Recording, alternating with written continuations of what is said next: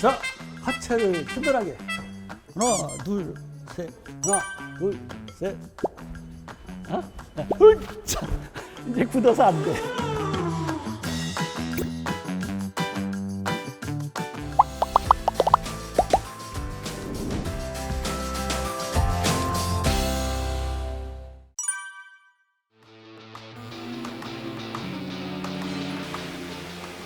자, 우리가 사람도 하체가 튼튼해야 건강하다.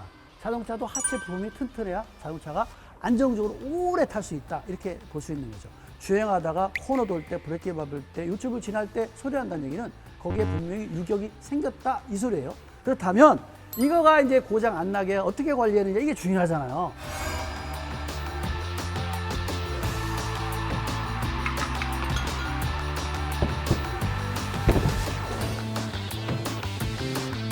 됐다. 촬영하면 되겠네. 차량 하체를 관리하려면 어떤 부품이 어떤 역할을 하는지 알아야겠죠. 차량 리프도 떠서 확인할 수 있는 건데, 여러분의 이해를 돕기 위해서 제가 하나씩 탈거했거든요. 지금 보이는 장치는 뭐냐? 조향 장치. 그죠? 우리 핸들과 연결되어 있는 거예요. 핸들이 이렇게 돌릴 때 뻑뻑하거나, 또 주행 중에 핸들이 흔들리거나, 또 핸들이 가벼워졌다 무거워졌다 하면 다 스티어링 격박스 안에서 나타나는 거다. 자, 이 조향 장치가 역사로 보면 세 가지가 나눠져 있어요. 이때 기계식인 이 스티어링 격박스는 핸들이 무겁죠. 근데 고장 날 것은 사실 없어요. 기껏 고장 내봐야 여기 부트에서 기름이 새는 정도. 그죠? 그동안에 많이 쓰다가 이제 핸들을 좀 가볍게 해야겠다. 그래서 유압식 스티어링 격박스가 아주 대중화를 이뤘죠. 이걸로 하다 보니까 유압을 작동시키기 위해서 연비가 안 좋아진다는 거예요. 연비, 배출가스에 문제가 있다 보니까 요새 MDPS, 모터 방식의 이제 이 시스템이 나왔어요. 그래서 이거는 같은 경우는 다 좋아요. 연비도 좋고 트러블이 그렇게 없는데 물 속에 들어가면 약하다. 여기 모터가 있잖아요. MDPS도 이 모터가 핸들 바로 밑에 있는 차에 있어요. 거기는 물 위에 지나가도 상관없죠. 근데 요새 좀 고급차, 큰 차 같은 건 다 이것들이 수입차 같은 건 다 바닥에 있단 말이죠. 배선이 컴퓨터가 밑에 있다 보니까 도로에 물이 잠기면 핸들이 무거워질 수 있다는 사실을 알고, 만약에 조금이라도 어떤 증상이 나타나면 빨리 조치를 받는 게 좋습니다. 그 다음에 핸들에 유격이 이렇게 많이 있어요. 어느 거는 유격이 없는데 유격이 많이 있는 거는 여기에 기어 장치에, 아니면 여기 볼 이런 데 링크 같은 데가 유격이 있어서 그런 거니까 그런 걸 점검하시면 돼요.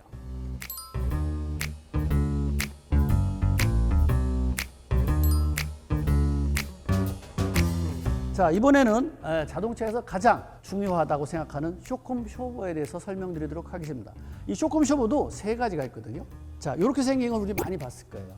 유압식으로 제어하는 쇼컴 쇼버가 있고, 또 가스로 넣어서 제어하는 쇼컴 쇼버가 있고, 대체적으로 이걸 가장 많이 쓰죠.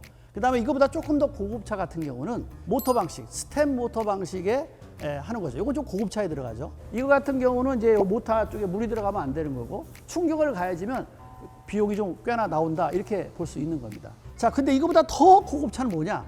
이런 거는 이제 에어 쇼버를 씁니다. 모두 에어로다가 그 차량의 무게를 지탱해야 되잖아요. 요철 부위 지나가면 그걸 다 그 충격을 받아야 되고, 압력이 높아졌다 낮았다 높아졌다 낮았다 하게 되면 이게 이제 누유될 확률이 좀 있죠.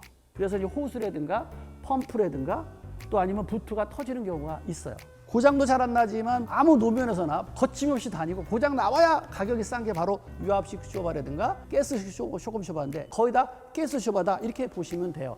만약에 이런 거 같은 경우는 육안으로 점검을 한번 보면 여기서 누유되는 거 확인하고 스프링이 절손이 안 됐다면 이상 없다. 이게 이렇게 절손되는 경우가 많아요.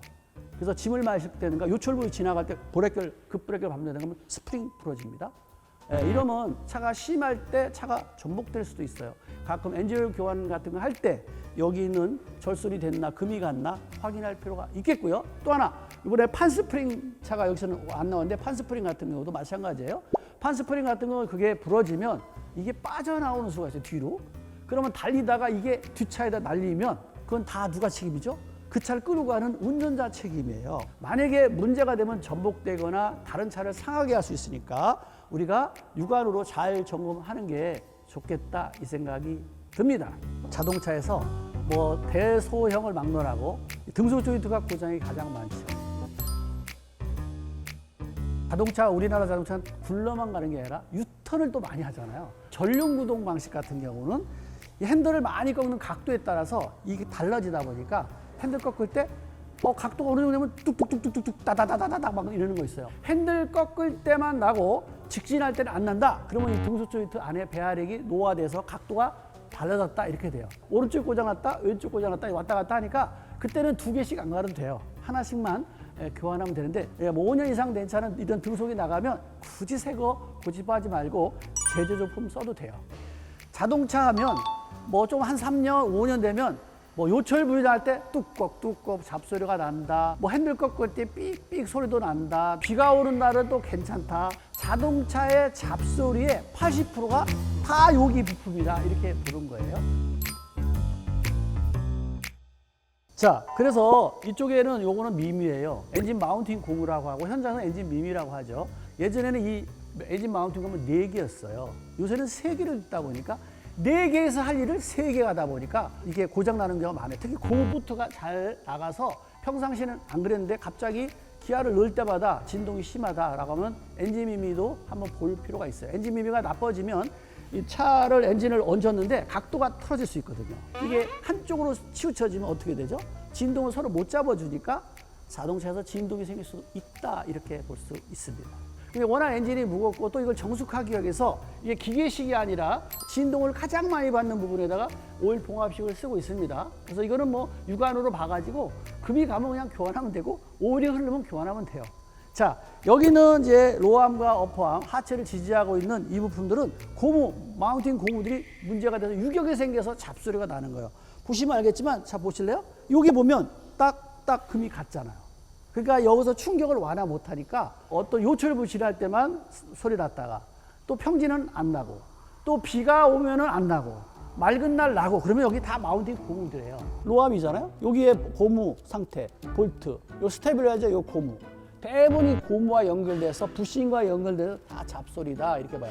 그 다음에 앞쪽으로 가서도 똑같아요. 운전석과 조수 쪽, 스티어링 박스 쪽, 그 다음에 등속 조인트 쪽. 그러면 여기 있는 볼트들은 이런 볼트 다 풀어놓은 거야. 이런데 3바퀴, 4바퀴 정도. 그 다음에 이렇게 차를 뜬 상태에서 차를 상하로 움직인 다음에 볼트를 꽉 조여주면 사실은 잡소리 나는 걸 많이 줄일 수 있다. 대부분 겨울 지나서 봄에 그렇게 해주는 게 좋고요. 뒤에서부터 앞에까지 쭉 한번 엔진을 교환할 때마다 보시면 되죠. 다 앞쪽에서 오일이 많이 새니까 특히 앞쪽을 집중적으로 차를 떴을 때 점검하는 것도 자동차 관리의 아주 핵심적인 포인트다. 이렇게 보시면 될 것 같습니다. 우리가 겉에는 세차를 잘하지 몰라도 이 안에는 세차를 잘 안 해요. 특히 겨울에 연막가시 뿌리거나 이랬을 때는 사실 스팀으로 깔끔하게 한번 청소해 주는 게 좋을 듯하고 보통 여름 같은 데 장마철 지나면 황토기라든가 이런 것들이 많이 있잖아요. 그러면 용접과 용접판 사이에 들어갈 수 있기 때문에 그 찬물로 그것도 고압 세차를 한번 뿌려주면 뭐 차체가 부식되는 거를 굉장히 줄일 수가 있는 거죠. 원래 아연 두분 비율이 굉장히 높은 차 같은 경우도 사실 철판과 철판의 비율이 따라서 녹이 쓸 수도 있고 안 쓸 수 있어요. 뭐 몇 년 동안 안 쓸더라도 나중에 쓸 수 있기 때문에 언더코팅 하는 게 제일 좋아요. 특히 산길, 강길, 그래도 바닷가 쪽에 차를 주차를 많이 하는 사람들, 거기 쪽에 주거지가 있는 사람은 무조건 해야 되는 거고 1톤 차 같은 경우는 100% 해야 되는 거고요. 승용차들도 고급차 같은 경우는 아연 비율이 높기 때문에 녹은 안 쓰는데 그래도 우리가 요새는 10년 정도 타고 차 버리는 거 아니잖아요. 20년, 30년 타기 때문에 하체에 언더코팅하고 그 다음에 장마철 지나거나 겨울이 지나면 물세차, 그죠? 스팀 세차를 해주는 게 좋습니다.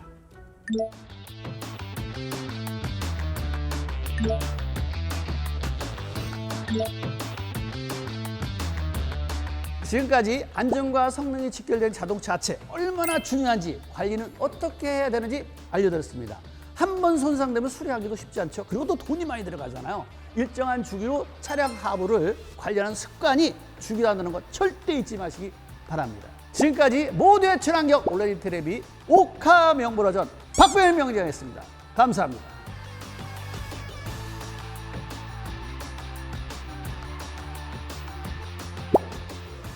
이원이 그린 친환경 세상. LPG, 수소, 전기 등 친환경 에너지를 한 곳에서 포인트로 다양한 혜택까지 미래의 친환경 에너지 세상 이원이 펼쳐갑니다.